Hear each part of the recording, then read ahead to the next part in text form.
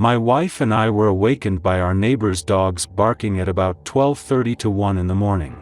We had the windows open and initially assumed there might have been a skunk nearby because of the foul odor. Due to our AC unit's malfunction, the windows in our bedroom were open. The dogs stopped barking after approximately 5 minutes, so I made the decision to leave the room and use the bathroom. My wife asked me to grab her a glass of iced water as soon as I got back into the bedroom.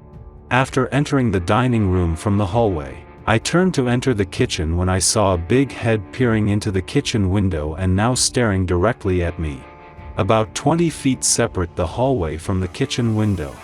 I was able to see the creature well since I have a security light in my backyard that is similar to a streetlight.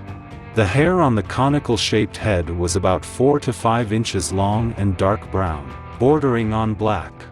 Only a small quantity of hair was present around the upper mouth, and the face itself was essentially hairless around the nose and cheeks.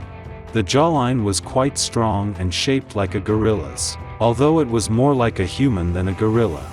The being had big, pronounced eyebrow ridges that were covered in shorter hair. The skin tone was a deep gray that was almost black in hue. The eyes, however, are what I recall most. The eyes were amber in tone and had big, black irises that I couldn't discern any white in. The color most strongly reminds me of the hue of a cat's eyes.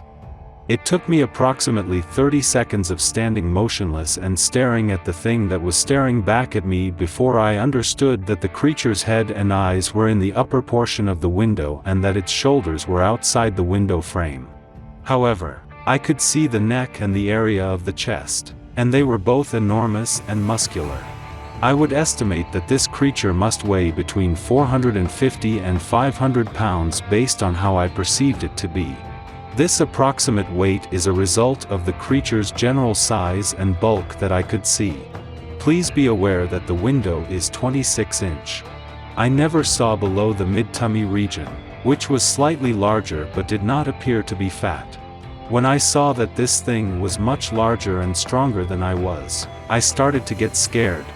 I'm considered to be something of a massive and well-built man in the upper body. I'm 6 feet, 4 inches tall, about 250 pounds and in very good health.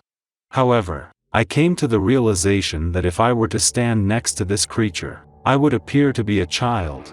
And it could easily harm me or anybody else if it wanted to. After that, I hurried into the bedroom closet to retrieve my SKS, after which I rushed to the location where I stored my rifle's ammunition.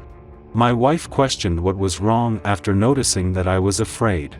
She said that I was as white as a sheet and trembling from fear since I was unable to load the gun. I attempted to do this in the bathroom's light, and I had no intention of turning on any further lighting until I had the rifle loaded and ready.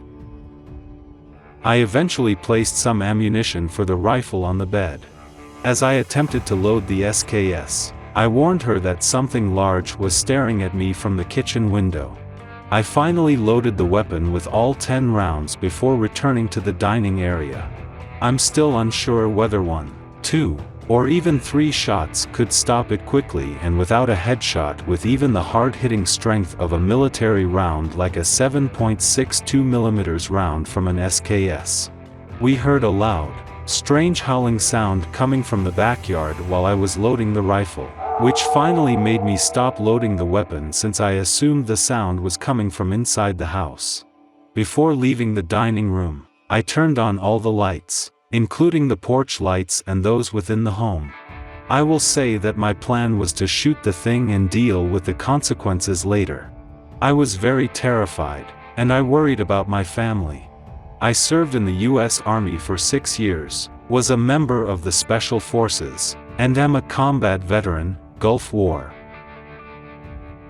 It was definitely gone by the time I stepped outside because I could not see it anywhere. However, I had the impression that someone was watching me from the wide field behind my house. After some time, I returned home and told my wife what I had seen. My neighbor's dog started barking again approximately 5 minutes after I entered the home again. They initially increased my anxiety before my wife informed me that they stopped barking once we reached the outback. Anyway, I waited for it to come back all night, but it never did. I went outside the following day to look for any signs of the thing. At the back of my property, I discovered that a section of my barbed wire fence had been torn down by about a foot. There may have been a scuff mark where it may have walked as it crossed the fence, but there was nothing conclusive that would have stood up to any kind of official investigation. The fence is 5 feet high along that fence line.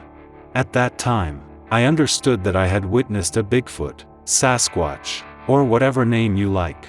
I did not feel comfortable at the time, and I do not want one of them to get close to my wife or children if I ever see one in my backyard again.